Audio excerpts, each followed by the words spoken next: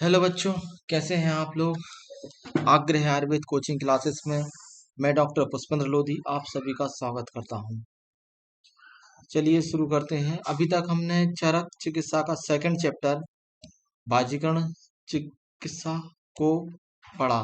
ठीक है, उसमें किसी को कोई दिक्कत या कोई डाउट तो नहीं है। और उसी की तरह अब हम आगे तीसरा चैप्टर पढ़ने जा रहे हैं, जिसका नाम है ज्वर चिकित्सा। ठीक है, सबसे पहले तो ज्वर एक पॉइंट है। काश्यप ने ज्वर की उत्पत्ति अतिसार की उत्पत्ति ज्वर से बताई है। काश्यप ने एक पॉइंट इसको नोट किया है, तो इसको थोड़ा सा हमें ध्यान रख लेना कि कभी पीजी में पूछ सकते हैं कि काश्यप के अनुसार अतिसार की उत्पत्ति किससे है, तो अतिसार की उत्पत्ति ज्वर से है। ये छोटे छोटे क्वेश्चन हमारे लिए बहुत इंपॉर्टेंट होते हैं। ठीक है, उसके बाद अपन आगे पढ़ते हैं। ये तो आपको पता ही है, आयुर्वेद के शास्त्र के दो मूल सिद्धांत है: स्वास्थ्य व्यक्ति स्वास्थ्य रक्षण करना और रोगग्रस्त रोगी को रोग मुक्त करना। ठीक है, इसके बाद थोड़ी सी कुछ हम पुराना आपको बताना चाह रहे हैं। इसमें चरक निदान में भी हमारे लिए कुछ व्याधि के पर्याय देखने को मिले थे: तत्र व्याधि आमय गद आतंकी यक्ष्मा ज्वरो विकार रोगस्य। इस तरह से कुछ मिले थे, तो यहाँ थोड़ा सा उनका बताया गया है। व्याधि किसको बोला गया है? व्याधि मतलब अनेक प्रकार के दुखों का जो मूल होता है उसको अपन व्याधि बोलते हैं। ठीक है, आमय क्या होता है? प्रामय प्राय आम दोष से उत्पन्न होने वाला रोग आमय होता है। ठीक है, गद मतलब सामान्यता जो सामान्य रोग होता है उसको गद बोलते हैं। आतंक जो जीवन को कष्ट देने वाला होता है उसको आतंक। यक्षमा यक्षमा रोग से संबंधित होता है। ज्वर देह और मन से संताप उत्पन्न करता है। और विकार जो होता है शरीर और मन की सामान्य स्थिति को विकृत करने वाला होता है। ठीक है, और रोग पीड़ादायक होता है। इस तरह से थोड़ा सा ये याद रख लेना कि ज्वर किसको बोलते हैं, विकार किसको बोलते हैं, रोग किसको बोलते हैं। वैसे कभी आएगा नहीं, लेकिन कभी इन फ्यूचर में आपको कहीं सेमिनार में जाना पड़ा या कुछ इस तरह से बताना पड़ा, तो यहाँ ये पॉइंट आप डाल सकते हैं, थोड़ा सा अच्छा लगता है बताने में। ठीक है, उसके बाद अपन पढ़ते हैं सबसे पहले तीसरे नंबर श्लोक। ठीक है, बीजवरम ज्वर संदेह पर्याप्रेक्ष पुनर्वसु आत्रे विविक्ते शांतम आसीन अग्निवेश कृतांजलि। ठीक है, मतलब अग्निवेश जी ने हाथ जोड़ के ज्वर से संबंधित प्रश्न पूछे। किससे? पुनर्वसु आत्रेय जी से, जो कि शांत और ध्यान मग्न बैठे हुए थे। ठीक है, चलो उसके बाद अभी आती है अपनी, हाँ ये थोड़ा सा इम्पोर्टेंट तो नहीं, लेकिन थोड़ा देख लेना। ज्वर संबंधी 18 संदेह, ज्वर संबंधी कुछ प्रश्न है जो आत्रेय जी से, पुनर्वसु आत्रेय जी से महर्षि अग्निवेश ने पूछे थे। वो कितने क्वेश्चन थे? 18 क्वेश्चन थे। कहीं नाम नंबर वगैरह तो सब नहीं दिया गया है, लेकिन कुछ विद्वानों ने इसको 18 क्वेश्चन माना गया है। ठीक है, कि 18 क्वेश्चन कौन से होते हैं? ज्वर की प्रकृति क्या है? ठीक है, आत्रेय जी ने पूछा, अग्निवेश जी ने पूछा तो ये से ज्वर की प्रवृत्ति क्या है, उसके प्रभाव क्या है, उसके कारण क्या है, ज्वर के पूर्व रूप क्या होते हैं, ज्वर के अधिष्ठान क्या होते हैं, ज्वर का बल क्या होता है, काल आत्म लक्षण क्या होते हैं, विस्तार पूर्व विधि भेद से ज्वर के कितने भेद बताए गए हैं, आमद ज्वर के लक्षण क्या है, जीर जोड़ के लक्षण क्या है, औषधि। ठीक है, ज्वर मुक्ति पे के लक्षण है, ज्वर मुक्त होने पर पृथक पृथक लक्षण क्या क्या होते हैं एक बार। तो इस तरह से ये 18 क्वेश्चन अग्निवेश जी ने पुनर्वसु आत्रेय जी से पूछे। ठीक है, तो ये 18 क्वेश्चन जो उन्होंने पूछे, उन्हीं का आगे अपन वर्णन देखने जा रहे हैं कि ज्वर की प्रकृति क्या होती है। तो उनका फिर पुनर्वसु आत्रेय जी ने जवाब भी बड़ी सुंदर तरीके से दिया। ठीक है,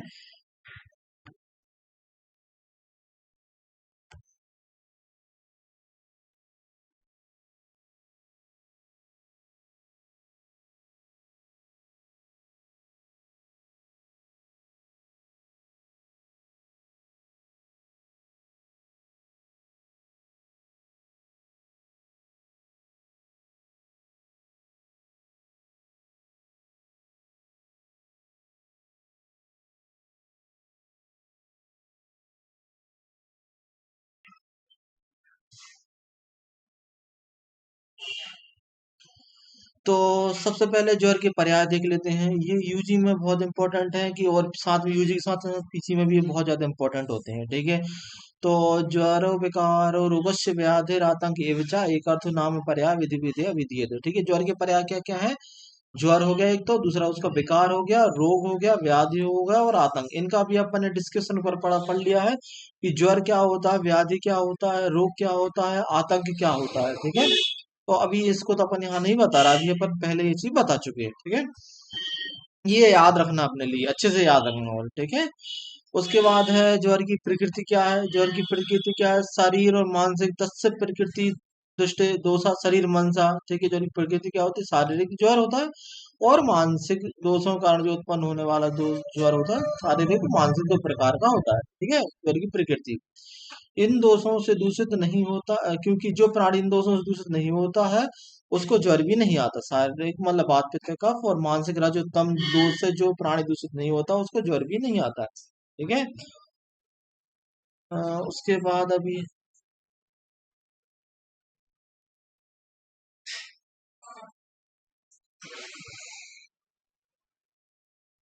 हाँ, ये थोड़ा सा अच्छा है, इम्पोर्टेंट भी है। इम्पोर्टेंट क्या है कि ज्वर को यम की संज्ञा भी आचार्य चरक ने दी गई है। यम आत्मा का मतलब ज्वर को क्या बोला गया है? चरक ने यम आत्मा का भी बोला गया है। ठीक है, किसको? छह स्तमो ज्वरा पापमा मृत्युश्च यम आत्मा का। ठीक है, ये पीजी में बेटा बहुत इंपॉर्टेंट है। इन चार चीजें लिख देगा, क्षय तम ज्वर पापमा, या तीन लिख देगा इनमें से कौन सा यम के समान नहीं है या यम आत्मा का नहीं बोला गया। तो ये चार चीज अपने लिए अच्छे से याद रखना। छह स्तंभ ज्वरा पापमा मृत्युश्च यम आत्मा का। ठीक है, और ये यदि ज्यादा आपको डिटेल में इसको पढ़ना है तो क्षय क्या होता है? तो क्षय मतलब शरीर और शरीरस्थ धातुओं का जो ज्वर के कारण क्षय होता है उसको क्षय बोलते हैं। तम जो होता है तमोगुण जनित ज्वर होता है उसको तम, जिसमें मोह मतलब बेहोशी उत्पन्न, ऐसे ज्वर जिसमें अपन देखते हैं कभी कभी कोई बच्चे बेहोश हो जाता है, तो बेहोशी मतलब तम का आवरण आ गया। ठीक है, ज्वर जो शरीर के अवयवों को संताप करे, ठीक, उसको ज्वर कहते हैं। शरीर के अवयवों को पापमा, ठीक है, जो पाप जनित हो उसको ज्वर पापमा कहते हैं। मृत्यु, मृत्यु के समय कष्ट देने वाला होता है उसको ज्वर बोलते हैं। ये सब क्या होते हैं? यम आत्मा का बोला गया इन सबको।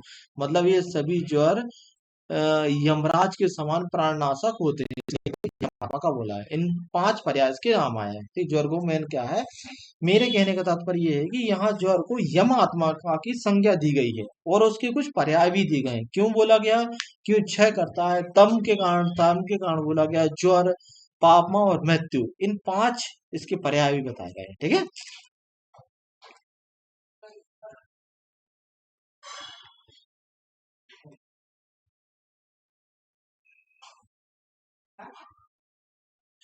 उसके बाद आता है ज्वर की प्रवृत्ति मतलब या ज्वर की उत्पत्ति।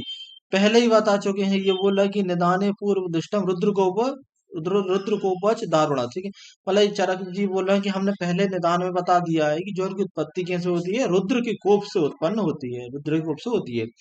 लेकिन यहाँ भी उन्होंने बोल दिया प्रवृत्ति परिग्रहात। ठीक है, मतलब मोह के कारण। मतलब यदि पूछ लें पीजी में या यूजी में कभी क्वेश्चन आ सकता है कि सॉरी ज्वर की उत्पत्ति में क्या कारण, रुद्रकोप भी लिखा हो परिग्रह भी लिखा रहता, तो बोथ आंसर रहेगा। ठीक है, यहाँ अपन देख सकते हैं। और यदि कोई एक मानता तो यहाँ पर उसको क्लेम कर सकते हैं कि हम नहीं, दोनों आंसर करेक्ट हैं, बोथ आंसर इज करेक्ट। ठीक है, रुद्रकोप से, उसके बाद आई परिग्रह से। परिग्रह मतलब होता है मोह, मतलब मोह के कारण जिसमें ज्वर होता है वो। ठीक है, अभी यहाँ ज्वर संबंध कुछ थोड़ा पौराणिक कथा है, और यदि आपको ये पढ़ना है तो पढ़ सकते हैं, इसमें कुछ ज्यादा खास नहीं है। इसमें ये लिखा है जब भगवान शंकर जी ने आक्रोध व्रत धारण करके शांत मन से ध्यान की मुद्रा में बैठ गए, तो उस समय दिव्य वर्षों तक तपस्या में विघ्न करने वाले और अपनी जीविका को निर्वाह करने वाले असुर महान आत्मा शिव की तपस्या में विघ्न करने के लिए दौड़ पड़े। लेकिन उस समय जो असुर थे उनकी विघ्न तो सॉरी मतलब जो शंकर जी हैं वो तपस्या करने के लिए बैठ गए हैं, और काफी राक्षस जो असुर हैं वो शंकर जी तपस्या भंग करने के लिए दौड़ पड़ते हैं। लेकिन वहां पे जो होते हैं कौन, दक्ष प्रजापति इन असुरों का संहार करने में समर्थ होते हैं, लेकिन वो इन असुरों का संहार नहीं करते हैं और वो अपने एक यज्ञ का अनुष्ठान करते हैं। यज्ञ का अनुष्ठान में सभी देवताओं के कहने पर भी भगवान शंकर जी का उन्होंने ऋचाएं नहीं बोली और उनकी आहुति भी नहीं दी। ठीक है, जिसके जिसके कारण भगवान शंकर जी क्रोध युक्त हो क्रोध में आ गए और उन्होंने उन सभी राक्षसों का सबसे पहले वध किया। उसके बाद क्रोध युक्त होकर मस्तिष्क में तीसरे नेत्र खोलकर सर्वप्रथम असुरों का जलाया, असुरों को नष्ट किया। फिर उस क्रोध रूपी ज्वाला से वीरभद्र को पैदा किया। वीरभद्र ने दक्ष प्रजापति के यज्ञ को विध्वंस कर डाला। ठीक है, जब ये सब हो गया तो बाद में भगवान शंकर जी का क्रोध शांत नहीं हो रहा था, पर धीरे धीरे जब ये शांत हो गया तो क्या हुआ, उस वीरभद्र को उन्होंने बोला कि जाओ, तुम भूलोक पे जाओ, जो भी प्राणी जन्म काल में और मृत्यु के समय अपत्य का सेवन करेगा, जन्म काल में मृत्यु समय अपत्य का सेवन करेगा, उस प्राणी में ज्वर के रूप में आप रहोगे। तो ये पौराणिक कथा है, पढ़ लेना, इतना कोई खास इंपॉर्टेंट नहीं है। ठीक है, शॉर्ट में बता दिया और आप थोड़ा सा डिटेल में पढ़ लेना। फिर उसके, क्योंकि अपन लोगों को बहुत सारा पढ़ना है आज, इसलिए थोड़ा जल्दी पढ़ा रहा है। उसके बाद आता है संताप, सॉरी, ज्वर के प्रभाव या ज्वर के लक्षण।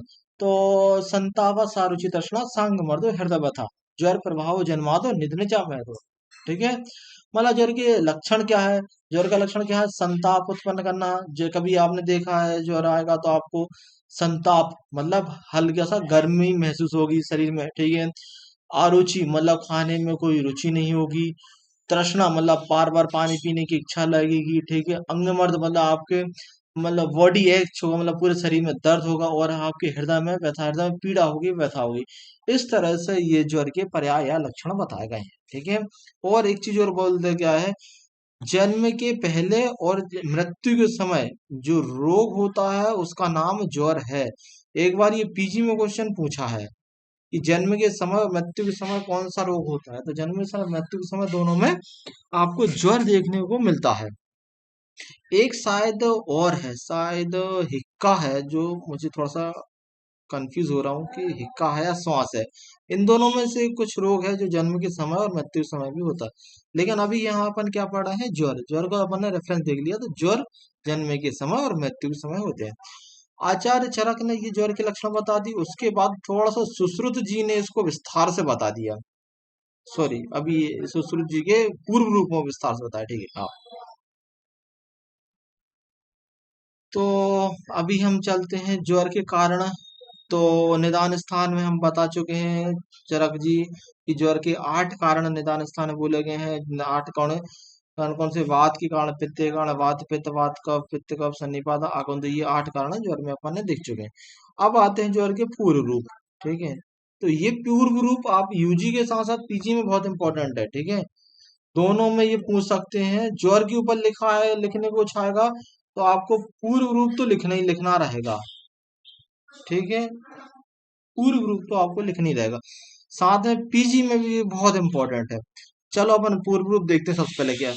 तो आप लोगों ने भी कभी कभी अनुभव किया, कभी कभी क्या, हर बच्चे को जीवन में या साल में 1-2 बार फीवर तो आता ही है। ठीक है, आया ही होगा। तो फीवर में क्या देखते हैं, सबसे पहले उसको क्या होता है, आलस्य होता है। ठीक है, देखना आलस्य आ रहा, नयने शास्त्रे जरमाणाम गौरवम किलम ज्वलंता वायु भक्ति दोष विनिश्चित अपा अविपाकस्य वैरस्य हनिस्य बलवड़ सील वैकृतम अल्पम च ज्वर लक्षणम आकृति। ठीक है, मतलब ज्वर के पूर्व में ये अपन क्या देखते हैं, ज्वर के पूर्व में उसको देखना आलस्य रहेगा। ठीक है, नैनों से हल्का सा आंसू, ऐसा नहीं है आपको आंसू आने लगे, हल्का सा आंखों में आंसू रहेंगे। ठीक है, बार बार उसको जृंभा आएगी।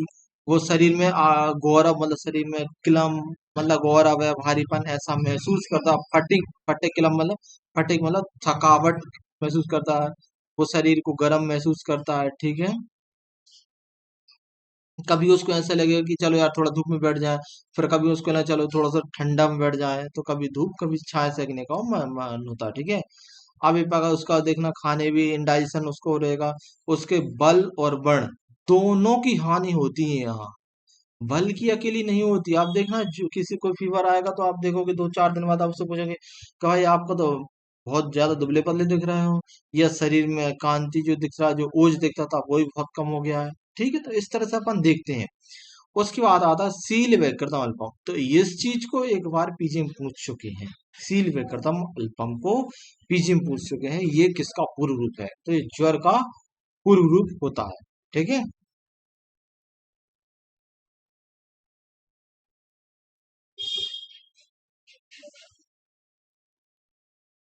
मतलब सील पैटर्न मतलब जो उसका शांत स्वभाव है उसमें थोड़ी सी विकृति आ जाती है। मतलब उसको थोड़ा देखना चिड़चिड़ापन आ जाता है। किसी फीवर आएगा ना उसको चिड़चिड़ापन उसको देखने को मिलता है। ये तो चरक ने बता दी, लेकिन सुश्रुत ने इसके विशिष्ट पूर्व रूप बताए। उनने अलग से बता रहे हैं कि वात के कारण क्या होता है, पित्त के कारण क्या होता है, कफ के कारण क्या होता है, यदि सन्निपातज ज्वर है तो उसमें पूर्व रूप क्या देखने को मिलेंगे।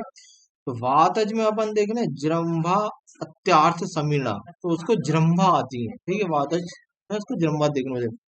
पित्त में उसको क्या होता है, नैन दाह, मतलब उसकी आंखों में दाह मिलती है। यदि कोई पेशेंट आपको बोले डॉक्टर साहब हमारी आंखों में जलन हो रही है, तो एकदम से क्लिक करना चाहिए कि हाँ इसको कहीं पित्तज ज्वर का तो नहीं आ रहा है। ठीक है, या वो बोले कि अन्न अरुचि भवेद, कि उसको खाने में इच्छा नहीं होती डॉक्टर साहब, तो कहीं ये कफज ज्वर के पूर्व रूप तो नहीं है। तो अन्न अरुचि और निवारण सर्व लक्षण है। तो ये स्पेसिफिक पूर्व रूप आचार्य सुश्रुत जी ने आपको बताए हैं। ठीक है, तो इनको थोड़ा सा अपन को याद रखना है। उसके बाद अपन देखते हैं आगे,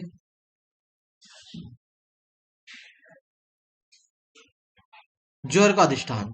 तो ज्वर का अधिष्ठान केवलम सा मनस ज्वर अधिष्ठानम उच्यते शरीरम। तो ज्वर का अधिष्ठान केवल शरीर नहीं है, मन और शरीर दोनों में ज्वर का अधिष्ठान होता है। ज्वर का अधिष्ठान क्या है, मन और शरीर दोनों में बोला गया है। यहाँ केवल का मतलब होता है संपूर्ण, मतलब संपूर्ण शरीर में और संपूर्ण मन में ज्वर का अधिष्ठान होता है।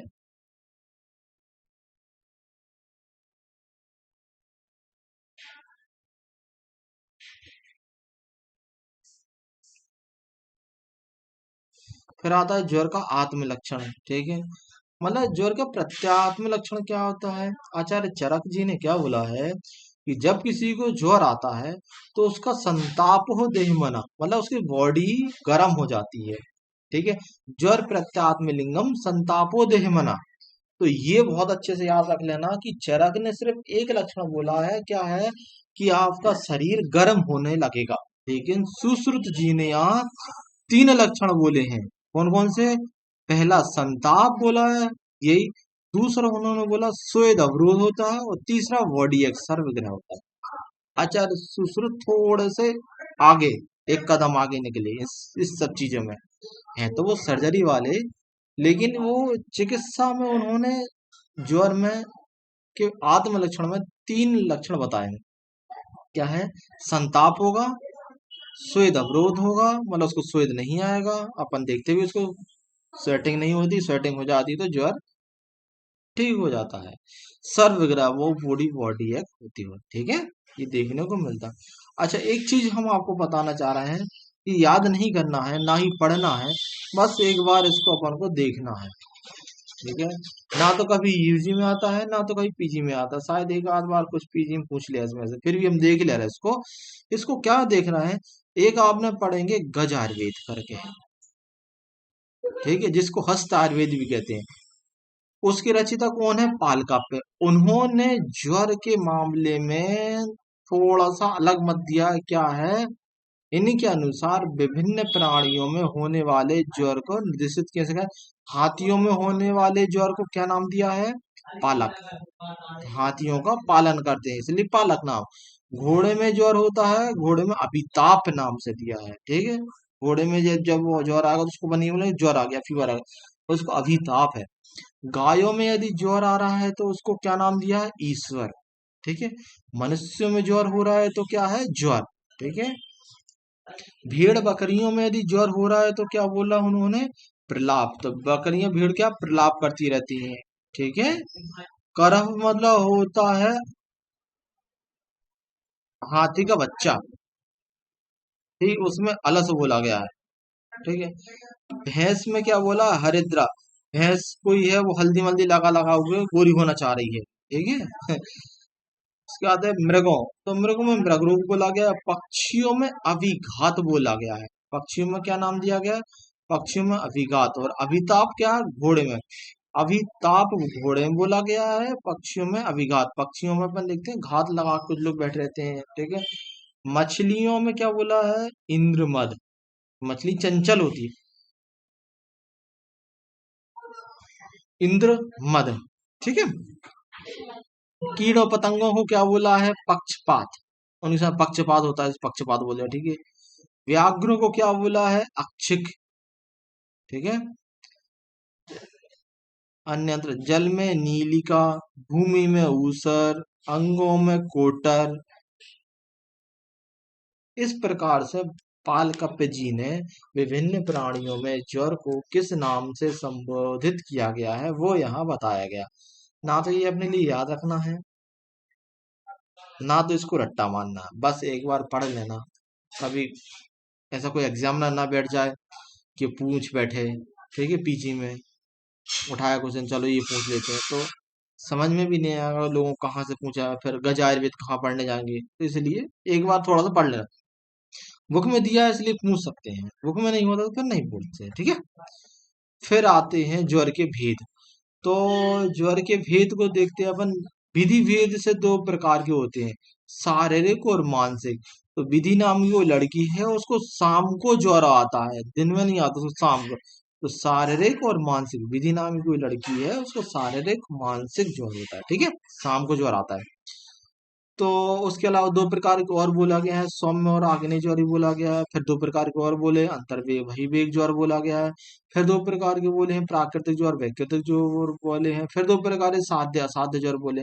ये इतने सारे ज्वरों के भेद बोले गए हैं, इन सबको हमें याद नहीं रखना, बस एक दो बार आप पढ़ोगे ना सब याद आ जाएगा कि कौन कौन से होते हैं। और अभी आगे जब हम इसको डिटेल में पढ़ेंगे तो ये रट जाएंगे, तो ज्यादा ध्यान नहीं देना, बस इतना पढ़ लो कि विधि भेद से दो प्रकार के होते हैं, शारीरिक मानसिक। क्योंकि ऐसा क्वेश्चन आ जाएगा विधि भेद से ज्वर की कितने भेद होते, ज्वर के दो भेदों के नाम बताइए, तो उसमें शारीरिक मानसिक भी लिखा है, निज और जगह अगंतुज भी लिखा है, ठीक है। तो थोड़ा सा कंफ्यूज ना हो, इसलिए शारीरिक मानसिक, ठीक है। उसके बाद आता है दोष बल काल बलावत के अनुसार पांच प्रकार का संत सतत अनुदेश तृतीय चतुर्थ पूछ सकते हैं। दोष काल बल के अनुसार ज्वर के कितने भेद हैं, एक भेद, दो भेद, तीन भेद, चार भेद, पांच भेद। तो ये पांच भेद होते हैं। धातुओं से सप्त धातु होती है, सात कारणों सात होते हैं। और कारणों कारण भेद से ज्वर के आठ भेद होते हैं, ठीक है? अब इनका अपन डिटेल में पढ़ते हैं।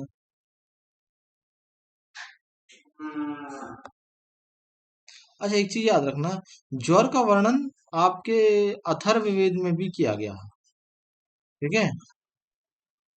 अथर्ववेद में भी ज्वर का वर्णन किया, लेकिन वहां ज्वर किस नाम से आया है, तकमा के नाम से आया है, ठीक है। बस इतना ध्यान रखना और कुछ नहीं, नहीं रटना और कुछ नहीं रटना, बस इतना ध्यान रखना, ठीक है।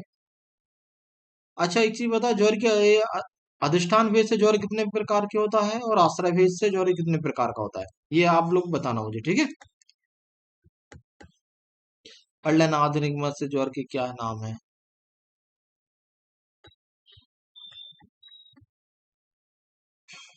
चलो, ज्वर के दो अधिष्ठान बोले गए हैं, एक तो शारीरिक ज्वर बोला गया है और मानसिक ज्वर बोला गया है।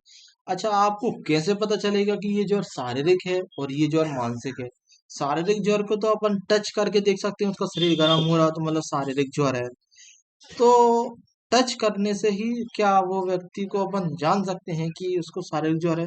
हो सकता है वो धूप में या धूप से आ रहा हो तब भी उसका शरीर गर्म हो रहा, या उसकी प्रकृति हो उसको गर्म, पित्त प्रकृति है तो भी तो गर्म हो सकता है। या उसके मानसिक ज्वर का क्या लक्षण, कि अपन तो बोल चुके हैं ज्वर के दो अधिष्ठान होते हैं, शारीरिक ज्वर होता है कि मानसिक ज्वर होता है। तो शारीरिक ज्वर क्या होता है और मानसिक ज्वर क्या होता है एक्चुअल में, वो आपको यहाँ बताना है, ठीक है। तो मानसिक ज्वर यदि कोई बोले आपको कि मानसिक ज्वर क्या होता है, तो मानसिक ज्वर जो होता है वैचित्य वैचित्य मर अतिग्लानि मनस्ताप लक्षण हो, ठीक है। मानसिक ज्वर तो ऐसा देख नहीं पाओगे पेशेंट आपके बैठा है, कि बोले कि भाई साहब डॉक्टर साहब हमें मानसिक ज्वर है, ऐसा तो बोलोगे नहीं। और आप भी नहीं बोलोगे उसको कि आपको मानसिक ज्वर, तो ये लक्षण क्या मिलेंगे उसमें, देखिए। तो वैचित्र अतिग्लानि मनस्ताप लक्षणम, ठीक है। तो किसी भी कार्य में उसका मन नहीं लगता, उसको हमेशा बेचैनी सी लगती है, और उसके शरीर में आपको हर्ष की अनुभूति नहीं होगी, हर्ष का क्षय होगा, मतलब उसको उत्साह नहीं होगी। तो तीन लक्षण उसमें देखने में लगते हैं। उसको वैचित्र मतलब मन नहीं लगता, आरती मतलब उसको बेचैनी होती रहती है, और ग्लानि मतलब उसको हर्ष का क्षय होता है, मतलब हर्ष में नहीं रहता, कुछ भी काम करने की उसको इच्छा नहीं होती है, ठीक है। तो समझ जाना, ये तीन लक्षण थी बताए। पेशेंट बोले डॉक्टर साहब बोले मुझे किसी भी काम करने में मन भी नहीं लगता, दिन भर बेचैनी से होती रहती है, और कुछ भी इच्छा नहीं होती कुछ भी करने का, तो उसको मान सकते हैं मानसिक ज्वर।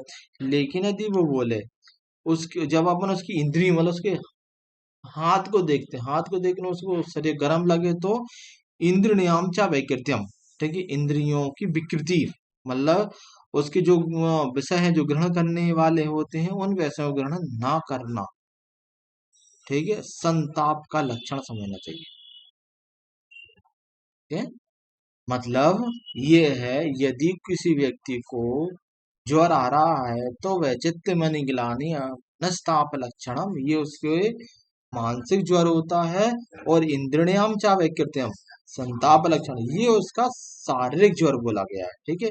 तो पूछ लेंगे पीजी में ये लिखा आ जाता है वैचित्य मन ग्लानि मनस्ताप लक्षण, तो ये किसके लक्षण है, ठीक है। या लिख दें इतनी, इंद्रियाम चा वैकृत्यम कौन से ज्वर का लक्षण है। अब इंद्रिय नाम से अटैक करते हैं, ये तो मानसिक ज्वर पे समझ जाए कि इंद्रिय मन से संबंधित होती है, तो ये मन का जो मानसिक ज्वर नहीं है, ये आपका शारीरिक ज्वर है, ठीक है। इंद्रियां देख के मानसिक ज्वर नहीं देखना, इंद्रिय देख, इंद्रिय, ये कोटेशन इतनी रटनी बस। वैचित्र मन ग्लानि, वैचित्र मन अति ग्लानिर मनसताप लक्षण इंद्रियाणाम च वैकृत्यम एवं संताप लक्षण, ये रट्टा मान लेना इसको, ठीक है। शारीरिक ज्वर हो गया, मानसिक ज्वर हो गया, ठीक है। 18 क्वेश्चन के जवाब दे रहे हैं पुनर्वसु आत्रेय जी, ठीक है। अग्निवेश को, सौम्य ज्वर क्या होता है, आग्नेय ज्वर क्या होता है, ठीक है। अभी अपन दो भेद पढ़े थे, सौम्य ज्वर और आग्नेय ज्वर, ठीक है। तो सौम्य ज्वर ऐसा ज्वर होता है जिसमें सौम्य चीजों को खाने की इच्छा होती है। आग्नेय ज्वर ऐसा होता है जिसमें गर्म चीजों को खाने की इच्छा होती है, ठीक है। सौम्य ज्वर में दोष कौन कौन से होते हैं, वात पित्तात्मक, तो वात पित्तात्मक शीतम उष्ण, वात कफात्मक इक्षात उभयत ज्वरम, ठीक है। मतलब ऐसा ज्वर, सौम्य ज्वर में गुण दोष कौन कौन से, वात पित्तात्मक होता है, ठीक है। वात पित्तात्मक ज्वर में क्या होता है, शरीर में गर्माहट रहती है, तो इसको सौम्य मतलब शीतल ठंडी चीजें खाने की इच्छा होगी, इसलिए इसको सौम्य बोला। आग्नेय ज्वर में वात कफात्मक होता है, इसलिए इसको शीत गर्म चीज खाने की इच्छा होगी। वात दोनों में है, इसमें पित्त है, इसमें कफ है, ठीक है। यदि वात यदि पित्त के साथ मिल रहा है तो वात पित्त, वात पित्त में क्या है, वात पित्त ज्वर है, तो इसमें आपको ठंडी चीजें खाने की इच्छा होगी, इच्छा की बात है, हाँ इच्छा की बात है, ठीक है। तो सौम्य ज्वर, और यही इसी प्रकार वात कफ के साथ मिल के आ रहा है, तो ये यहाँ पे आग्नेय ज्वर हो जाएगा, क्योंकि यहाँ पे आपको ठंडी चीजें खाने की इच्छा होगी, ठीक है? उसके बाद अपन आते हैं वायु को योग वायु बोला गया, क्यों, क्योंकि वात पित्त के साथ ही काम करता है, वात कफ के साथ ही काम करता है, ठीक है। वात यदि पित्त के साथ मिल जाता है तो पित्त के गुणों से युक्त हो जाता है, वा दाह का करने लगता है। वायु, वही वायु यदि सौम्य गुण के साथ मिल जाता है तो वो शीतल कारक हो जाता है, ठीक है। योग वाह परम वायु संयोगात उभय अर्थ करा दाह तेजसाम युक्त शीतकृत सोम आश्रय, ठीक है। मतलब वायु जब वात के साथ वायु जब पित्त के साथ मिलता है तो वह दाह कारक हो जाता है, वही वायु जब कफ के साथ मिलता है या शीतल गुण के साथ मिलता है तो शीत कारक हो जाता है। तो इसलिए वायु को यहाँ चरक ने योग वाही बोला है, ठीक है। योग वाही 5 चीजों को बोला गया पूरे चरक सूत्र, पूरे आयुर्वेद संहिता में। तो अब सबसे पहले वायु को, दूसरी में चरक सूत्र में मधु को बोला गया है योग वाही, एक वाही। चरक विमान में पिप्पली को भी बोला गया है योग वाही, ठीक है। उसके बाद यो पारद और क्षार, पारद और क्षार को भी योगवाही बोला गया। रसशास्त्र में पारद और क्षार को भी योगवाही बोला गया। ठीक है। उसके बाद अपन ने आग्नेय ज्वर, सौम्य सौम्य और आग्नेय ज्वर पढ़ लिया है।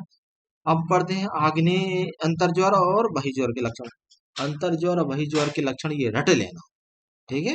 ये रटना है, इनको याद नहीं करना बच्चों। याद करने वाली चीज हम आपको पहले बता देंगे, रटने वाली चीजें हम आपको बाद में बता देंगे, मतलब पहले बता देंगे। और जो पढ़ना है उसको हम बता देंगे कहाँ किसको क्या करना है। ठीक है। तो अंतर वेग ज्वर के लक्षण क्या है? अंतरदाहो अधितृष्णा प्रलाप सौस भ्रम संधि अस्थि शूलम शोधो दोष वर्चो विनग्रह। ठीक है। मतलब शरीर के भीतर अवयवों में जलन होगी, अंतरदाह, उसको प्यास लगेगी, उसको प्रलाप में अनसंट बोलेगा, उसको श्वास में वृद्धि होगी, उसकी संधि अस्थि शूल होगा और स्वेद, उसको दोष और वर्चो मल मूत्र भी उसके रुक जाएंगे, मतलब मल मूत्र का प्रवर्तन नहीं होता है। इस प्रकार ये अंतर्वेग ज्वर के लक्षण बोला गया। अंतर्वेग ज्वर मतलब यदि किसी को बोले डॉक्टर साहब अंदर ही अंदर ज्वर बना रहता हमें, तो उससे पूछना, उससे पूछना अंतरदाहो अधितृष्णा प्रलाप श्वसन भ्रम संधि अस्थि शूलम शोध दोष वर्चो विनिग्रह। ठीक है। तो ये लक्षण मन में याद रखना। ये सारे लक्षण वो बता रहा है कि अंतर्गत ज्वर, जो उसको बोला कि डॉक्टर साहब हमें अंदर अंदर ज्वर है, हड्डी का बुखार है, तो इस तरह से ये लक्षण को देखना है। ठीक है। अच्छा, पीजी में पूछते हैं अंतर्दाह आदि तृष्णा प्रलाप संभरण संध्या शूलम सूत्र दोष वर्ष विनिग्रह, ये लिख देंगे और पूछेंगे ये किसके लिए बोला गया। ठीक है। उसके बाद अपन आते हैं आगे, बहिर्वेग, बहुत इंपॉर्टेंट। बहिर्वेग में भी क्या बोलती है इन्होंने, जो अंतर्वेग के लक्षण बोला गया उनमें ही तृष्णा यदि कम हो रही है, तृष्णा, तो वो बहिर्वेग हो गया। ठीक है। और बहिर्वेग में एक साफ सबसे अच्छी चीज क्या लिखी है, इन्हें सुख साध्य लिखा है। ठीक है। अंतर्वेग नहीं लिखा। अब ऐसा पूछ सकते हैं पीजी में क्वेश्चन, या कि भाई कौन सा ज्वर सुख साध्य होता, अंतर्वेगी ज्वर, बहिर्वेग ज्वर, सौम्य ज्वर, आग्नेय ज्वर, या कुछ भी ज्वर जो भी उनको मन में आया एग्जामिनर को, वो ज्वर बना के रख देगा और बोल देगा इनमें से कौन सा ज्वर सुख साध्य होता है। कहीं भी सुख साध्य शब्द नहीं आया है, सुख साध्य शब्द सिर्फ बहिर्वेग ज्वर में आया है। ठीक है।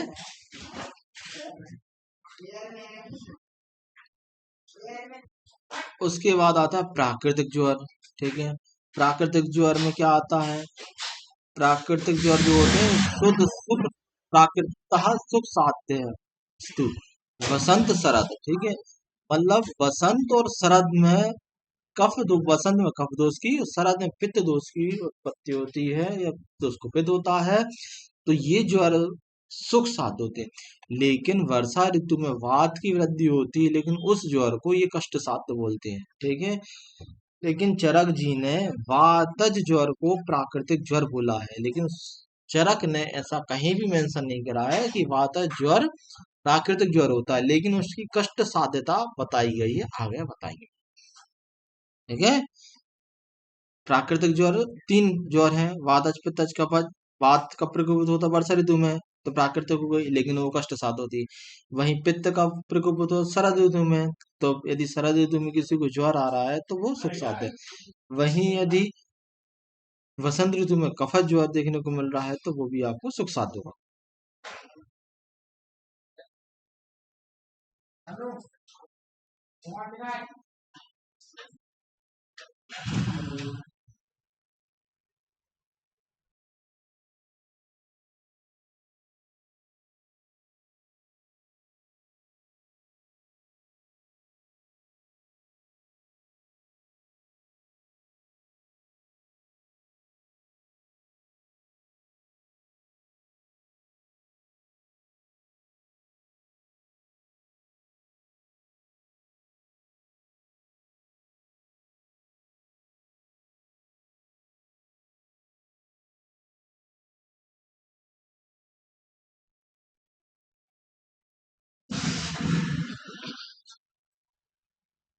चलो सॉरी, तो कहाँ प्राकृतिक ज्वर पे थे अपन। ठीक है। समझ में आया प्राकृतिक ज्वर क्या होते हैं, सुख साध्य होते हैं, लेकिन वाता ज्वर कष्ट साध होता है। इसी तरह से कुछ और है, जैसे ज्वर जो होता है तुल्य दोषात्मक हो तो सुख साध्य होता है।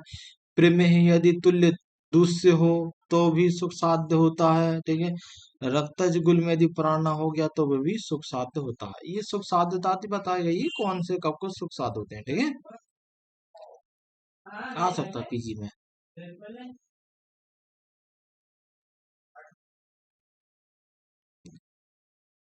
दोष बल काल भेद से ज्वर कितने प्रकार के होते हैं? 5 प्रकार के होते हैं, ठीक है। अच्छा, वातज ज्वर तो प्राकृतिक होता है, कष्ट साध्य होता है, वो आगे बताएंगे। लेकिन यहाँ पित्तज ज्वर और कफज ज्वर ये दोनों को यहाँ बता रहे हैं कि दोनों में कौन से पित्तज होता है, कौन से कफज ज्वर के लक्षण क्या होते हैं। तो जो पित्तज ज्वर है, पित्तज ज्वर में एक खास चीज क्या है, इसमें कफ का अनुबंध होता है पित्तज ज्वर में, ठीक है। चलो पढ़ते हैं अपन। वर्षा स्व अम्ल विपाकस्य अभिर्दोष दिए तथा संचित पित्त मुद्रित शरद आदि तेजसा, ठीक है।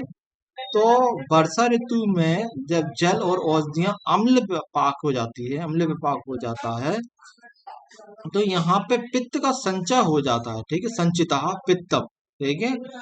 जैसे ही शरद ऋतु आती है, शरद ऋतु में सूर्य की जैसी गर्मी आएगी, शरदम आदित्य तेजसा, तो शरद ऋतु में जैसे सूर्य की गर्मी उस व्यक्ति पर पड़ती है, तो वहां पे आप देखना उस व्यक्ति में कफ दोष बढ़ना शुरू हो जाता है, ठीक है। सॉरी, उस जैसे उस क्या बोलना था, शरद ऋतु जैसे आती है तो पित्त सूर्य के तेज से संतप्त होकर पित्त दोष कुपित हो जाता है, और ये अपने साथ कफ को लेके चलता है, कफ अनुबंध होता है। इसलिए पैतृक ज्वर में यदि अपन अनशन करेंगे, या लंघन करेंगे तो कोई डर ज्यादा नहीं रहता है, क्योंकि पैतृक ज्वर में लंघन निषेध है, पैतृक ज्वर में लंघन नहीं किया जाता। लेकिन यहाँ कफ का अनुबंध होने के कारण पैतृक ज्वर में लंघन करने से कोई भय नहीं रहता, ठीक है। तो इसमें क्या चीज याद रखना है, एक तो सबसे इम्पोर्टेंट ये है आपको कौन से, तो पित्तज ज्वर में कफ का अनुबंध रहता है, ठीक है। बस ये पीजी में इम्पोर्टेंट है, और बाकी यूजी में पूरा हिंदी पढ़ लेना अच्छे से, इम्पोर्टेंट है, ठीक है। उसके बाद आता है पित्तज ज्वर हो गया, कफज। कफज ज्वर में क्या होता है, कफज ज्वर जो होता है इसमें वात और कफ दोनों होते हैं। वात पित्तात्मक, सॉरी वात पित्तात्मक, कफज ज्वर जो होता है वात पित्तात्मक होता है। हेमंत ऋतु में जल औषध, हेमंत ऋतु में जल है, औषध है, सब ये मधुर विपाक हो जाता है, जिस कारण इनका कफ का संचय हो जाता है। और ये बसंत ऋतु जैसी शुरू होती है, वहां सूर्य, हेमंत में हो गया, बसंत ऋतु में जैसे आती है तो वहां सूर्य के संताप से ये प्रकोपित हो जाता है और कफज ज्वर उत्पन्न करता है, ठीक है। हेमंत ऋतु भाई, हेमंत ऋतु में अपन ने खूब मधुर औषधि, मधुर रस का सेवन करा, जिसके कारण कफ संचय हो गया। हेमंत के बाद जैसे ही वसंत ऋतु आती, वसंत ऋतु में सूर्य का उदय हुआ, जैसे सूर्य का उदय आपके ऊपर पड़ा, तो आप देखना आपको फिर वहां पे कफज रोग या कफज ज्वर शुरू होना शुरू हो जाते हैं। तो आप देखते हैं जैसे बसंत ऋतु आती है, बसंत का मौसम आता है, तो वहां सर्दी खांसी जुकाम वाले आपके पास पेशेंट भरमार आते हैं। कारण क्या है आपका, यहाँ कारण ये दिए क्या, ये कारण वो होता है, ठीक है, कि हेमंत ऋतु में दोषों का संचय हुआ और बसंत ऋतु में उन दोषों का प्रकोप देखने को मिलता है, कफ दोष का प्रकोप देखने को मिलता है। और इस दोष में कफ ज्वर में, प्राकृतिक कफ ज्वर में वात पित्त होता है, प्राकृतिक पित्त ज्वर में सिर्फ कफ होता है। प्राकृतिक कफ ज्वर में आपको वात पित्त दोनों देखने को मिलते हैं। फिर आता है प्राकृतिक ज्वर को, ठीक है, इसको पढ़ लेना आप लोग हिंदी में, ठीक है।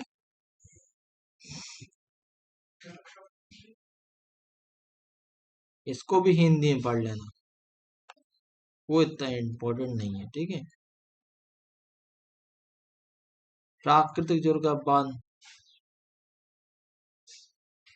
वही अभी आपको बताया, प्रायण अनिला दुखा काले से, वही अभी आपको बताया था। वर्षा ऋतु में होने वाला ज्वर, वाता ज्वर जो होता है प्राकृतिक होता है, लेकिन वह कष्ट साध्य होता है, ये भी आपको बताया था, वही है।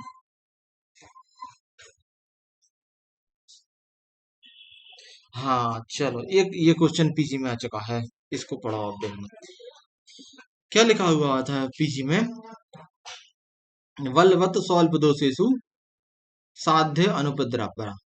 ये किसके लिए बोला गया? ये कोटेशन लिखी थी पूरी, तो तीन चार चीजें लिखी थी वहां। सबसे ऊपर लिखा था राजक्षमा, ठीक है। दूसरे नंबर शायद गुल्म था, एग्जैक्ट याद नहीं। तीसरे नंबर वहां ज्वर लिखा हुआ था। ज्वर इसलिए याद है तीसरे की हमने टिक किया था ज्वर, इसलिए।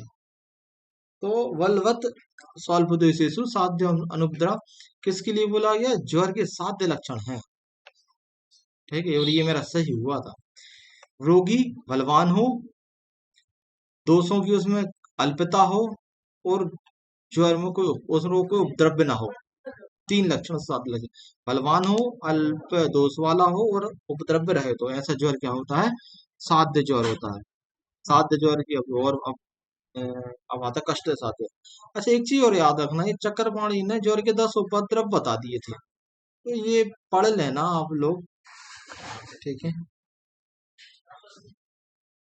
भगवान ना जाने कब पूछ लें क्या है, चक्रपाणी जी हैं, पूछ सकते हैं इनका भी, ठीक है। इसके बाद अभी अपन पढ़ते हैं असाध्य ज्वर के लक्षण। साध्य ज्वर के लक्षण बोल दिया, बलवत स्वल्पदेशेषु साध्य अनुपद्रव्य। अवात अशुद्ध असाध्य ज्वर। असाध्य ज्वर की कोटेशन भी अच्छी याद रखना, ये हेतु फिर बहुभिजातो बहुभिर लक्षण, ठीक है। ज्वर हो प्राणांत कृत शीघ्र इंद्रिय नाशनम, ठीक है, जो शीघ्र इंद्रियों का नाश करने वाला होता है, जो बहुत बलवान होता है, बल, ठीक है, जो बहुत हेतु फिर सॉरी, जो बहुत बलवान, जो और बहुत बलवान होता है, बहुत से कारणों से उत्पन्न होता है, जो बहुत से लक्षणों वाला होता है, ठीक है, जो शीघ्र इंद्रियों का नाश करने वाला होता है, ऐसा ज्वर जो होता है असाध्य ज्वर बोला है, ठीक है। असाध्य ज्वर की यहाँ तीन लक्षण, ठीक है। हेतु भेर बहु जातो बहु बहुर लक्षण शीघ्र इंद्रिय नाशनम। पूछ सकते हैं शीघ्र इंद्रिय नाशनम दिखा दे दिया, किसके लिए असाध्य लक्षण है? तो ये ज्वर के लिए असाध्य लक्षण।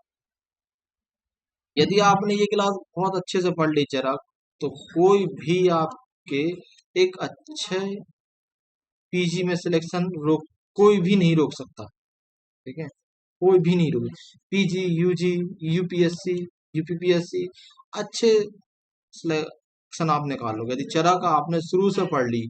उसके बाद अभी हम सुश्रुत भी पढ़ाएंगे, ठीक है। चरक सुश्रुत दोनों रटवाएंगे, याद नहीं करवाना, रटवाना है मुझे, ठीक है। क्या इंपॉर्टेंट है आपके लिए, वो सिर्फ सब चीजें रटवा देंगे, ठीक है।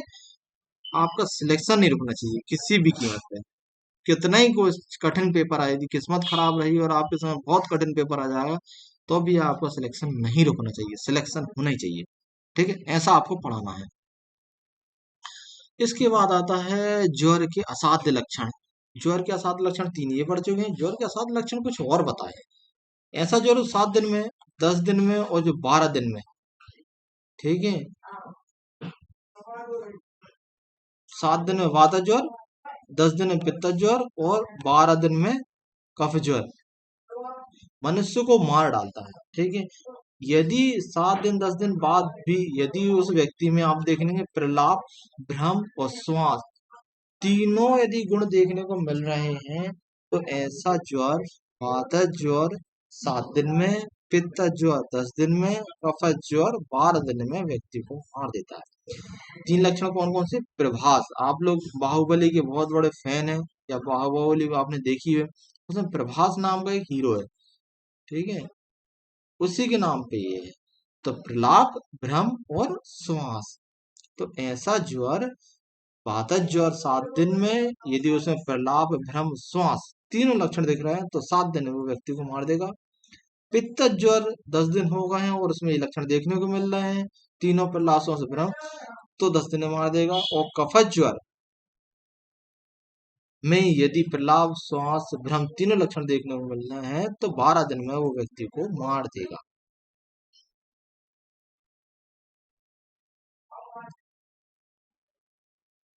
दो हो चुके। अभी असाध्य ज्वर के असाध्य लक्षण को एक जगह और बताया गया, ठीक है।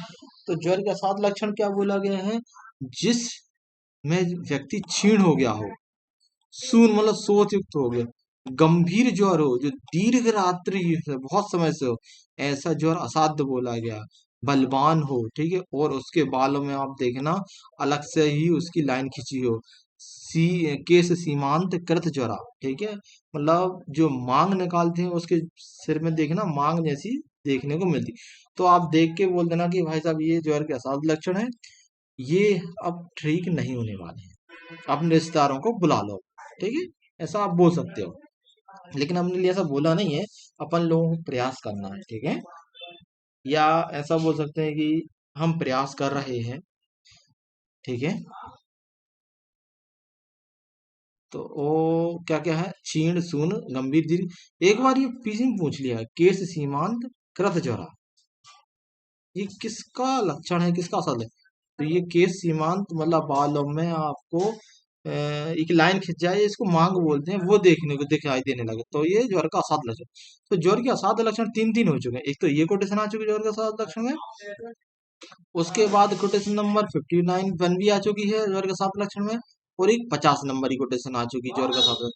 अच्छा, यूजी में ये 2 नंबर या 5 नंबर क्वेश्चन डाल सकते हैं कि ज्वर के असाध्य लक्षण कौन कौन से है, ज्वर के असाध्य लक्षण बताइए, तो ज्वर के असाध्य लक्षण ये है।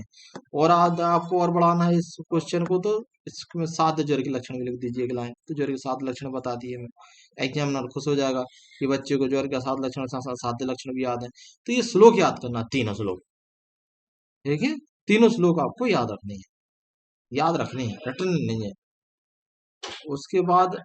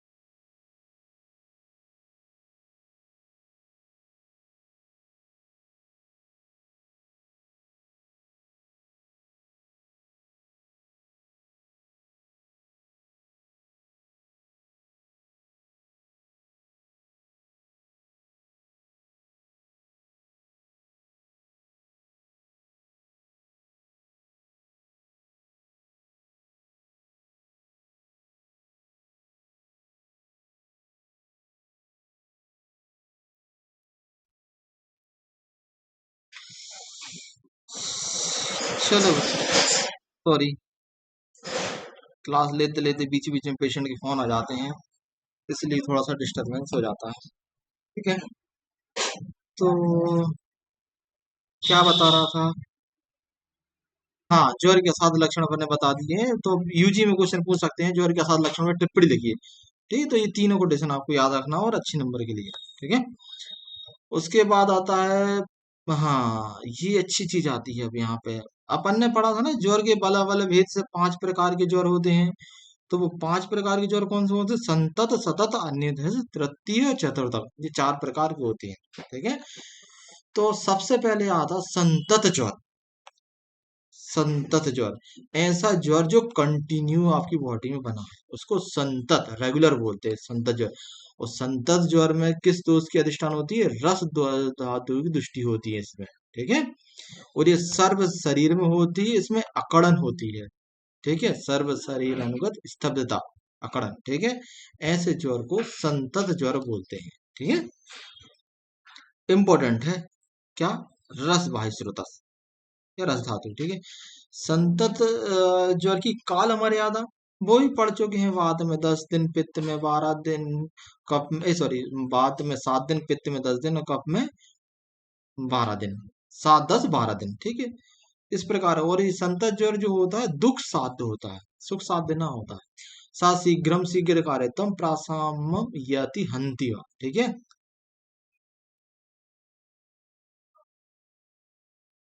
या तो ये शीघ्र शांत हो जाता है, और यदि ये शीघ्र शांत नहीं होता तो 10 दिन 12 10 दिन, 7 दिन 10 दिन और 12 दिन में व्यक्ति को शांत कर देता है। ठीक है,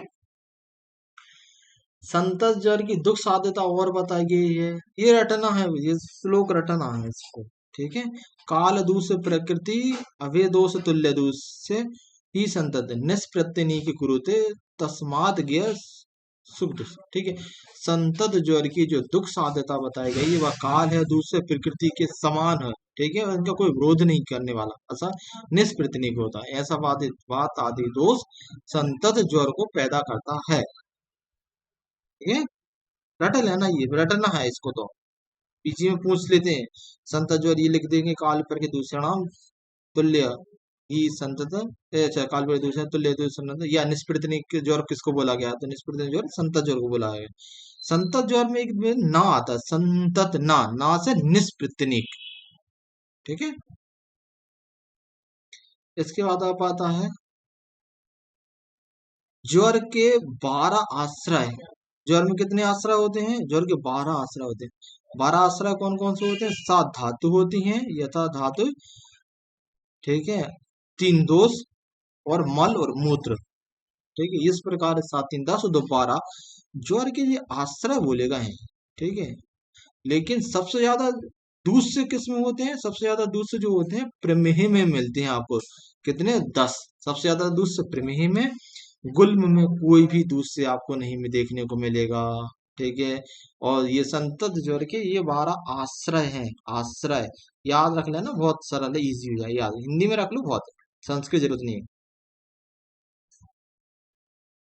संतत ज्वर की चिकित्सा का क्रम है। संतत ज्वर में क्या बोला गया है? संतत ज्वर जो होता है 12 इसके आश्रय बताए गए हैं, इसलिए ये 13वें दिन 12 दिन जब ज्वर उतर जाता है तो व्यक्ति स्वस्थ हो जाता है। ठीक है, 12 आश्रय है, तो 12 दिन में जब उतर जाएगा तो व्यक्ति स्वस्थ हो जाएगा। लेकिन लेकिन क्या बोल रहे हैं? किंतु कुछ अव्यक्त उसके शरीर में वह ज्वर बना ही रहता। 12 दिन तो होगा, लेकिन कुछ उसके शरीर में 12 दिन भी नहीं, 10 दिन हुए और ज्वर उसका ठीक हो जाए तो, लेकिन कुछ उसके शरीर में अव्यक्त, उसको थोड़ा सा ज्वर का अंश से पड़ा रहता। वो धीरे धीरे धीरे धीरे धीरे धीरे फिर उग्र रूप ज्वर का रूप धारण कर लेता है। और ऐसे ज्वर में सबसे पहले प्रायः अवतर्पण करना चाहिए, अवश्य करना चाहिए। प्रायः प्राग अवतर्पणे, प्रायः प्राग अवतर्पणे। ठीक है, ऐसे ज्वर में प्रायः अवतर्पण करना चाहिए। ये एक बार एक क्वेश्चन पूछा गया था, कितने चरक के अनुसार ज्वर कितने दिन में ज्वर कितने दिन में निराम हो जाता है? ठीक है, तो ये 12 दिन यहीं से आता है। ये 12 दिन ज्वर में निना, तो 13वें दिन वो व्यक्ति फ्री हो जाता है, लेकिन क्वेश्चन पड़ा रहता है, ज्वर बाद में ग्रुप तरह, और इसमें ज्वर में पता ही है, आपको लंघन करना ही है, आक्रमण करना ही है। टाइफाइड ज्वर बताया गया है, ठीक है। अच्छा, ये भी होता है। संतत ज्वर को ही मंथक ज्वर बोला गया है, आंत्रक ज्वर बोला है, मोती झला बोला गया है, और इसी को मधुरक बोला है। एक बार ये पूछ लिया था मधुरक किसका पर्याय है, अब ये मधुरक समझ में नहीं आया था क्या है, तो ये संतत ज्वर का, शायद मेरा भी गलत हो गया था, ठीक है। योग रत्नाकर जी ने मंथक ज्वर को इसी को संज्ञा दी गई है, संतत ज्वर को, ठीक है, ये गलत लिखा है यहाँ पे, ठीक है। ये योग रत्ना मंथक ज्वर मधुरक, ये संतत ज्वर के लिए, सतत ज्वर के लिए नहीं, यहाँ सतत है, ये कंटिन्यू सतत, ठीक है। संतत ज्वर निष्पृत, संतत में ना बिंदी आती है तो निष्पृतनिक, ठीक है। और संतत ज्वर कंटिन्यू ज्वर, और संतत ज्वर रस धातु दृष्टि, ठीक है। अब ये आती है सतत ज्वर, अब कहानी होती है कंफ्यूजिंग वाली। अब आपको समझ में नहीं है कौन सी चीज क्या चल रही है, क्या बताना क्या पढ़ रहा है, तो समझ में नहीं आएगा। तो क्या बता रहे हैं, संतत हो चुका है, अब है सतत। तो सतत में क्या आता है, रक्त धातु से, सतत जो होता है रक्त धातु में आश्रित होता है, ऐसा ज्वर रक्त धातु में आश्रित हो, ठीक है। सा प्रत्यनी के कुरुते, ठीक है। दोष समय बढ़ने वाला होता है, काल वृद्धि क्षयात्मक होता है, ठीक है। और अहोरात्रे सतत का द्विकाल अनुवर्तित, ठीक है। यह ज्वर दिन और रात में 24 घंटे में 2 बार आता है, द्विकाल अनुवर्तित, ठीक है, ठीक है। ये पूछ चुके हैं, अहोरात्र डॉट डॉट डॉट डॉट द्विकाल अनुवर्तित, आप पारिक जब लगाएंगे तो इसमें ये क्वेश्चन मिलेगा ही मिलेगा, ठीक है। तो इस सतत ज्वर के लिए, सतत ज्वर क्या बोलते हैं, सतत ज्वर रक्त धातु आश्रित होता है, 2 बार आता है, सतत में ता आता है 2 बार, इसमें ना नहीं है, ना हट गया तो ता और ता बचा, तो ता मतलब 2 बार आता है, तो दिन में 2 बार आता है, तो द्विकाल अनुवर्तित है, ठीक है, सतत ज्वर में। वहां की और कुछ नहीं। और अभी सुश्रुत जी ने इसको क्या बोला है, सुश्रुत जी ने इसको इसमें आमाशय का तो दोष होते हैं, ठीक है, अब भी अपन पढ़े,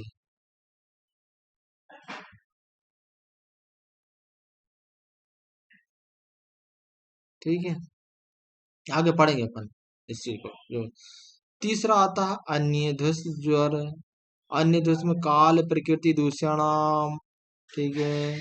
अन्य ध्वस ज्वर रुद्धन स्वाहा मेदो बहसराग, अन्य ध्वस में मेद आती है, रस पड़ चुके, रक्त पड़ चुके, लेकिन मांस नहीं पड़ा है, यहाँ मेद पड़ रहे हैं, इसलिए मेद बहसरा, ठीक है। सप्रतनिक कुरुते जनियत एक कालम महानिसी, एक कालम अहिसी, मतलब 24 घंटे में 1 बार, ठीक है। सन अन्य देशक में एक मात्रा, एक ही मात्रा एक है, ठीक है। तो इसका मतलब ये है कि दिन में 24 घंटे में 1 बार आता है, सतत में 2 बार तो आते हैं, तो दौड़ता मतलब क्या होते हैं, दिन में 2 बार आता है। संतत में ना आता है तो कंटिन्यू पे रहता है, तो तीनों ये चीज अपने हो गए। तो अन्य देशक में क्या होता है, मेद भैसुरा होता है, एक काल दिन 24 घंटे में 1 बार आता है।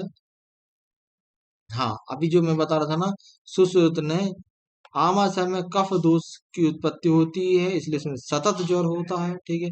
और स्थान में कफ दोष की दूसरे दिन आ जाता है, इसलिए उसको अन्य देश ज्वर बोला। और स्थान मतलब ये पूछेंगे कि आचार्य सुश्रुत के अनुसार सतत ज्वर आमाशय गत दो आमाशय कफ दोष, सतत ज्वर में कौन किस दोष की उत्पत्ति होती है, सतत ज्वर ही कहाँ से उत्पत्ति होती है, तो आमाशय गत दोषों से उत्पत्ति होती है। जब अन्य देश ज्वर क्या उर में स्थित कफ के कारण अनिद्य से ज्वर की उत्पत्ति होती है, कंठ में स्थित कफ के कारण तृतीय ज्वर होता है, ठीक है। और सिर में स्थित कफ के कारण चौथा ज्वर होता है, ठीक है। और अस्थि संधियों में जो कफ होता है वो प्रलेपक ज्वर को उत्पन्न करता है। तो 5 ज्वर यहाँ का आचार्य सुश्रुत जी ने बताए हैं। जब दोष आमाशय में होता तो सतत, ऊपर आ जाता हो और स्थान में जाता है तो अनिधस, कंठ में पहुंच जाता तो तृतीयक, सिर में पहुंच जाता तो चतुर्थक, और अस्थि संधि में यदि कफ है और वहां कोप हो रहा है तो वहां प्रलेपक। यहाँ पे संतत ज्वर का वर्णन आचार्य सुश्रुत जी ने नहीं किया है, इस चीज को ध्यान रखना है। संतत सतत अनिधि तृतीय चतुर्थक ये सब बताए हैं, लेकिन आचार्य चरक ने तो बताए हैं, सुश्रुत ने संतत ज्वर नहीं बताया।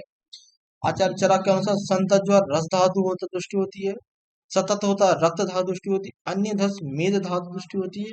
आगे तृतीय ज्वर में अपन पढ़ेंगे, सॉरी मेद लिखा, अच्छा इसमें भी मेदी धातु दृष्टि होती है। अच्छा, तृतीय और चतुर्थक ज्वर जो होता है वो उसमें अस्थि मज्जागत दृष्टि होती है। हाँ सॉरी, तो सतत में रस धातु, संतत में रस धातु, सतत में रक्त धातु, अन्य दिवस में मेद धातु, तृतीय और चतुर्थक ज्वर में अस्थि मज्जा होती है। ठीक, तीनों में, मतलब दोनों में। तो यहाँ एक चीज और ध्यान रखना, यहाँ अन्य दिवस में एक ही मात्रा आती है, मेद में भी एक ही मात्रा आती है चरक के अनुसार। तो चरक ने दोनों भाई भाई सेम सेम ए सुसुर ने ये पहला हटा दिया, संतत हटा दिया, तो इन्हें रक्त से रक्त धातु, इनने सीक्वेंस बना दिया, रक्त धातु, मांस धातु, मेद धातु, फिर अस्थि धातु, मज्जा धातु, आके चतुर्थक ज्वर में अस्थि मज्जा बोल दिया। मतलब 7 धातु इन्हें बताई इस रस धातु छोटे, संतुलन नहीं माने, समझ गया ना।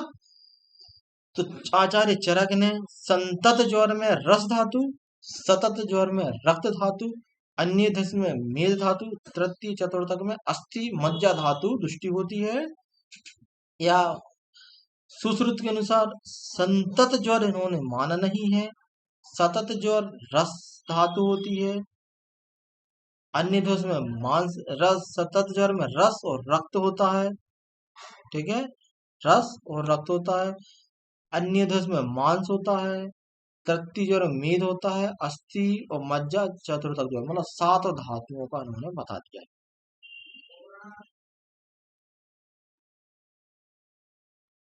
ठीक है, अब अपन तृतीय ज्वर पढ़ते हैं।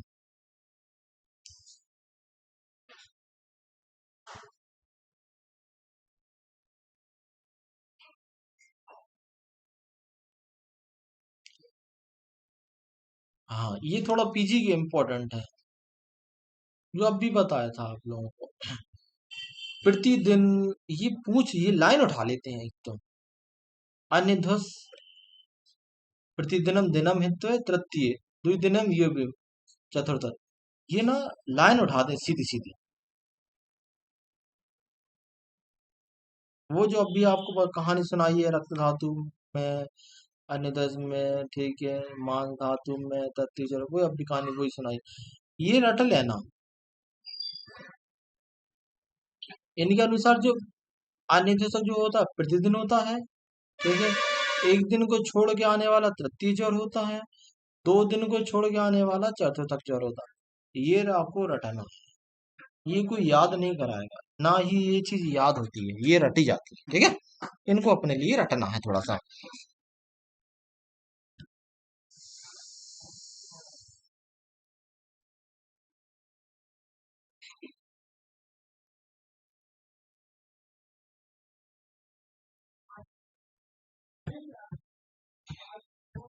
चलो एक चीज और हम आपको बता रहे हैं। आप देखोगे ना कि खेत में यदि अपन बीज डाल देते हैं तो एक समय पे पड़े रहते हैं, लेकिन एक उनको निश्चित अनुकूल वातावरण जब मिलता है तो वो बीज पौधों में बनना शुरू हो जाते हैं। उसी तरह यहाँ बोला गया, अधिसेते यथा भूमि बीजम काले रोहिता, ठीक है। उसी प्रकार ज्वर, शरीर में ज्वर जब आता है तो जो धातु दूषित हो जाती है, तो एक निश्चित समय, निश्चित काल, निश्चित प्रकृति जब आती है या उनकी अनुकूल प्रकृति हो जाती है, तो वो कुपित हो जाते हैं, कुपित होना शुरू हो जाते हैं। ठीक है, ये एक बार पीछे में पूछा है, याद रखना। अतिशेती यथा भूमि बीजम काले रोहित, रोहित को फीवर आया, ऐसे याद रखना। रोहित को क्या आ गया, हम मेरा एक दोस्त था रोहित नाम का, उसको क्या बुखार आ गया। ठीक है, आपका भी एक रोहित नाम का दोस्त हो गया आज से, उसको भी आज उसको बुखार आ गया है। ठीक है, जिसका दोस्त रोहित नाम का नहीं है, अब मैंने उसका रोहित नाम का दोस्त ही बना दिया।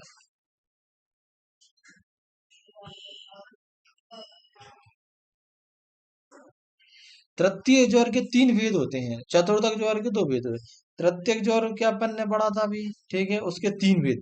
वात, इतना कंफ्यूज करेंगे, वात पित्त सिरोग्राही, ठीक है, वात का वात्मक पृष्ठग्राही और पित्त कफ त्रिग्राही। सीधा सीधा रटो इसको, वात पित्त, ठीक है, वात पित्त, वात कफ और पित्त कफ, ऊपर से शुरू कर दो, सिरग्राही, पृष्ठग्राही और त्रिग्राही। अब इसको और याद कैसे रखना है, सिर में कफ का स्थान होता है तो वात पित्त होगा, पृष्ठ में पित्त होता है तो वात कफ होगा, त्रिक में अपन देखते हैं वात स्थान और त्रिक प्रदेश में क्या वात वात दोष का स्थान होता है, इसलिए यहाँ पे पित्त कफ होता है।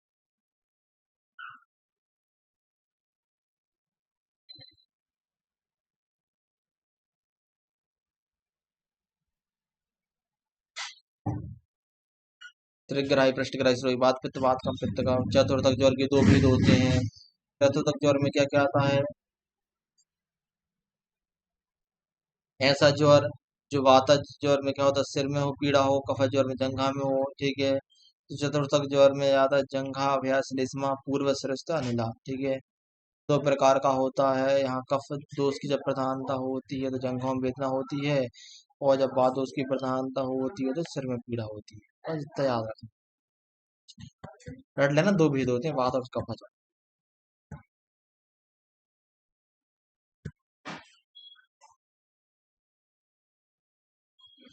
चलो बच्चों, अब अपन आगे कल पढ़ते हैं इसके आगे, क्योंकि बहुत ज़्यादा पढ़ा दिया, इसके बाद आपको रिवीजन भी करना पड़ेगा। तो 72 कोटेशन तक अपन ने आज बता दिया है, 73 कोटेशन से अपन अब कल पढ़ेंगे, ठीक है। इसमें जिसको जो भी डाउट हो वो या तो कमेंट्स बॉक्स में, या तो अपने आग्रह आयुर्वेद कोचिंग क्लासेस का जो व्हाट्सएप ग्रुप बना हुआ है उसमें आप मैसेज ड्रॉप कर सकते हैं, ठीक है। चलो।